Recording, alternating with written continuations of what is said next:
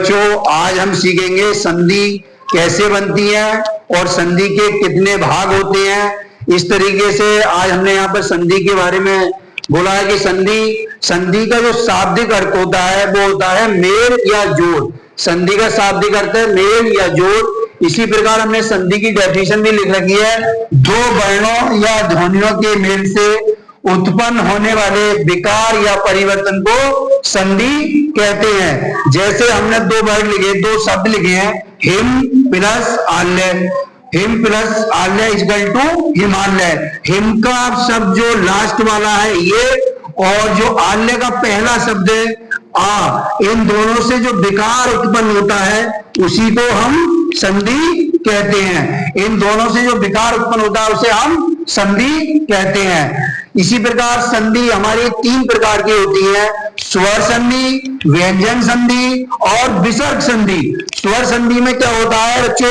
स्वर संधि में स्वर और स्वर दोनों शब्द जो मिलते हैं, स्वर और स्वर, तो उनसे विकार उत्पन्न होता है, इसे हम स्वर संधि कहते हैं। जैसे कि हमने लिखा है यहाँ पर विद्या प्लस अर्थी, तो विद्या से हम यहाँ ये देखें लास्ट में ये आ रहा है और इसमें भी आ रहा है, ये दोनों मिलकर, ये दोनों शब्द जो है हमारे स्वर हैं, दोनों मिलकर स्वर मिलकर दोनों हमारे ये बनाएंगे विद्यार्थी। विद्यार्थी ये हमारे यहाँ पर बड़ा आ गया। इसी प्रकार व्यंजन संधि में क्या होता है?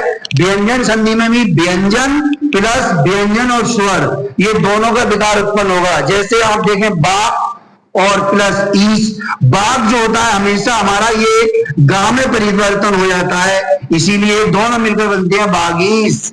इसी प्रकार विसर्ग संधि की खासियत है, विसर्ग संधि का नियम है कि हम अगर विसर्ग संधि में वो बनाएंगे तो उसमें हम एक शब्द उसका विसर्ग होगा और दूसरा उसमें स्वर या व्यंजन में से कोई भी एक शब्द हो सकता है। जैसे कि हम विसर्ग में ढूंढेंगे तो पहला शब्द हमारा विसर्ग होना चाहिए, जैसे कि दु प्लस आत्मा, तो दोनों को जब हम यहां से मिलाएंगे तो ये दुरात्मा बन जाएगी। इस प्रकार से हम इसका संधियों का बार बार रिवीजन करेंगे और अपनी कॉपियों पर लिखेंगे और लगातार अभ्यास करने से ये संधि हमारी पूरी हो जाएंगी और हमें खूबी संधि आ जाएंगी।